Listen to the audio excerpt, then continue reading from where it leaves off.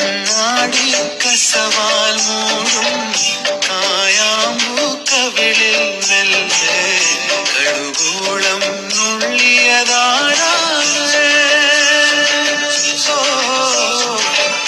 കണ്ണാടി കസവാൽ മൂടും കായാമ്പൂക്കവിളിൽ മെല്ലെ കടുകോളം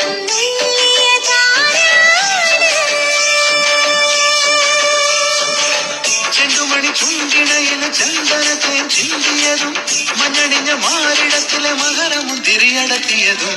അതും ഇവ നിങ്ങളെ നീ കാത്തിരുന്തോ ചൊല്ലിയതും പരിഭവം മാറിടില്ലായി